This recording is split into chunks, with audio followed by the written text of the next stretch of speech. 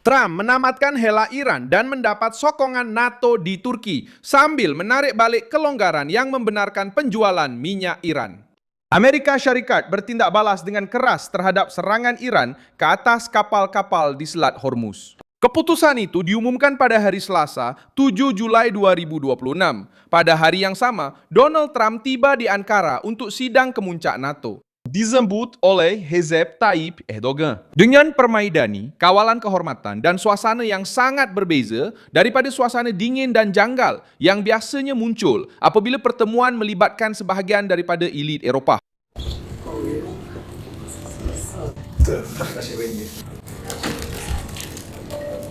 Perlu dapatkan 3 orang. So beautiful. Thank you very much. Thank you. Seronok jumpa. Nice to see you. Nice to see you. Welcome, Mr. President, the ambassador. Iran telah cuba menguji kesabaran Amerika di laluan tenaga paling sensitif di dunia dengan menyerang kapal-kapal dagang yang melalui kawasan alternatif di selat itu. Tindak balasnya datang dalam bentuk tekanan ekonomi terhadap rejim tersebut. Perbendaharaan Amerika Syarikat telah membatalkan lesen umum yang membenarkan pengeluaran, penghantaran dan penjualan minyak Iran.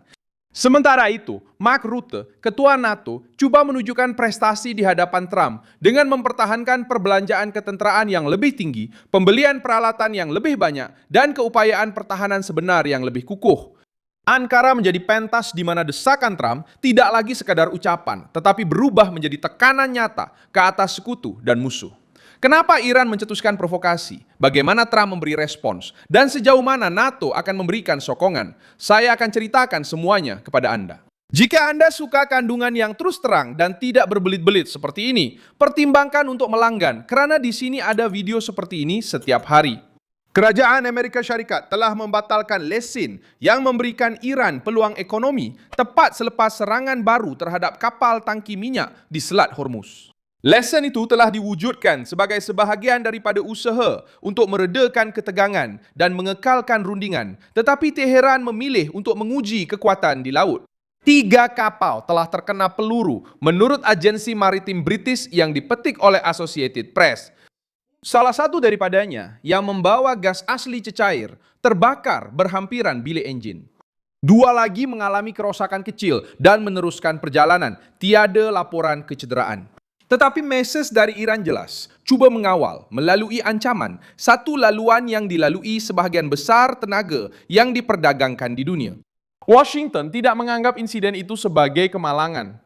Reaksi datang daripada perbendaharaan Amerika dengan pembatalan kebenaran yang membenarkan penjualan minyak Iran. Secara praktikal, Trump telah menarik balik daripada rejim salah satu konsesi paling penting yang ada di atas meja.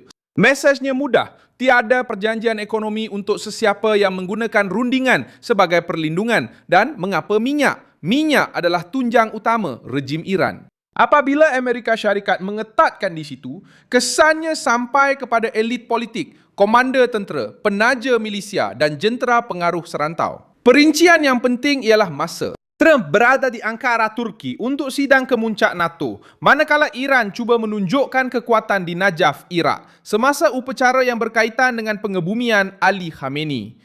Kehadiran Masoud Pezeshkian, tokoh tentera dan pihak berkuasa Iran bersama pemimpin Iraq menunjukkan bahawa Tehran masih cuba menjual imej sebagai kuasa serantau. Namun, imej itu bertembung dengan realiti. Rejim yang mempamerkan kuasa di jalanan, tetapi kehilangan pengaruh apabila Washington menutup saluran ekonomi. Turki telah menjadi pemain utama dalam percaturan ini. Trump tiba di Ankara dengan isyarat politik yang tidak terlepas daripada perhatian.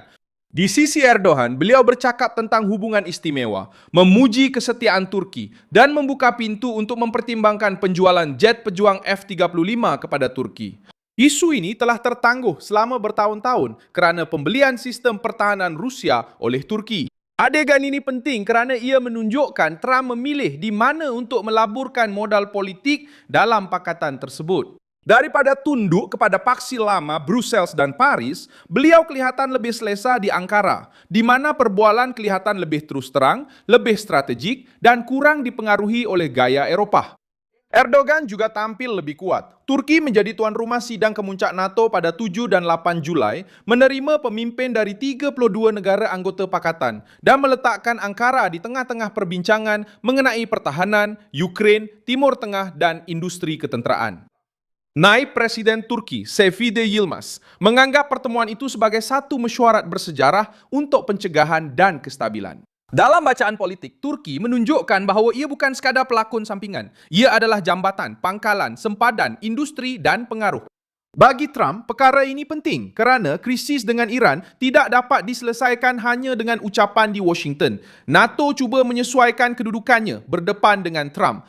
Mark Rutte menyatakan bahawa perbelanjaan untuk pertahanan adalah wang yang dibelanjakan dengan baik dan mendorong pakatan itu menjadi pameran projek ketenteraan baharu serta kontrak bernilai berbilion-bilion. Mark Rutte di Washington Post semalam. Beliau menulis, buka petikan, NATO 3.0 sedang muncul dan membeli daripada orang Amerika. Perikatan itu, yang terlalu bergantung pada kekuatan Amerika Syarikat, kini sedang membina kekuatannya sendiri dan juga membeli daripada orang Amerika. Jelas sekali, merujuk kepada penjualan peralatan ketenteraan. Perkara ini digabungkan dengan komen Presiden Trump hari ini, nampaknya menunjukkan nada yang lebih optimis untuk satu perikatan. Perikatan NATO semasa mereka berkumpul di Turki. Adakah anda bersetuju dengan perkara ini? Trump telah mempertahankan selama bertahun-tahun bahawa Eropah harus berkongsi beban dengan lebih adil bersama sekutu NATO dengan membelanjakan lebih banyak untuk pertahanan. Desakan Trump untuk pelaburan yang lebih tinggi tidak lagi menjadi aduan kempen yang terasing. Ia telah menjadi agenda rasmi. Perikatan itu tahu bahawa mereka bergantung kepada kekuatan Amerika. Tetapi mereka juga sedar bahawa zaman Eropah yang selesa, berbelanja sedikit dan mengharapkan perlindungan tanpa had dari Washington sudah berlalu. Itulah sebenarnya dilema Eropah. Trump telah menuntut perkara ini selama bertahun-tahun, beliau dikritik kerana itu dan kini NATO sendiri cuba membuktikan bahawa beliau betul apabila menuntut lebih banyak tanggungjawab. Pergerakan ini juga memberi kesan di Timur Tengah. Iran telah mengambil risiko untuk menguji laluan Hormuz sambil cuba menyertai semula susunan keselamatan dan ekonomi serantau. Masalahnya ialah integrasi tidak boleh dijadikan ganjaran untuk ugutan. Jika Teheran mahu dilayan sebagai sebahagian daripada susunan serantau yang baharu, ia perlu berhenti bertindak seperti tuan bersenjata di selat itu. Menyerang kapal-kapal untuk memaksa dunia menggunakan laluan yang diluluskan oleh rejim itu bukanlah diplomasi, itu adalah paksaan. Dan disitulah keputusan Amerika menjadi penting. Trump tidak membalas dengan ucapan yang panjang lebar. Beliau membalas dengan menarik balik satu kelebihan yang nyata. Israel juga muncul sebagai sebahagian daripada percaturan serantau. Terdapat perbincangan mengenai satu seni bena baharu di Timur Tengah dengan setengah pihak mencadangkan agar Iran dimasukkan untuk mengurangkan ketidakstabilan. Tetapi terdapat risiko yang jelas dalam tafsiran ini, menukar pengasingan Iran dengan pengasingan Israel. Ini tidak mewujudkan keamanan, ia hanya menukar sasaran tekanan. Satu tatanan serantau yang memberi ganjaran kepada Teheran selepas serangan di laut dan menolak Israel keluar dari permainan, lahir dalam keadaan yang pincang. Jalan sebenar menuju kestabilan adalah dengan mengekang mereka yang menggunakan milisia, minyak dan laluan maritim sebagai senjata politik. Pergerakan Iran di Najaf menguatkan lagi perkara ini. Rejim itu membawa kepimpinan politik dan kepimpinan ketenteraannya untuk bergerak bersama di Irak dalam usaha menunjukkan perpaduan selepas mengalami kerugian dalaman dan tekanan luar. Pezeshkian sebagai presiden, tokoh-tokoh tentera turut hadir dan Menteri Luar Negeri Abbas Araghchi juga cuba menonjol dalam adegan itu. Gambaran ini bertujuan untuk kegunaan dalaman dan juga untuk sekutu serantau. Tetapi di luar lingkaran Iran, apa yang dilihat adalah sesuatu yang berbeza. Rejim cuba kelihatan kukuh, sementara sumber utama pendapatannya kembali berada di bawah tekanan Amerika. Reaksi pasaran menunjukkan bahawa keputusan itu bukanlah sesuatu yang kecil. Reaksi terhadap keputusan itu memang besar. Kecibaan Giorgia Meloni ke Majelis Makan Malam Sidang Kemuncak di Ankara. Perdana Menteri Italia adalah pemimpin terakhir yang tiba di majelis makan malam itu, menunjukkan keputusan tersebut. Reaksi pasaran menunjukkan bahwa keputusan itu bukanlah sesuatu yang kecil. Yumas.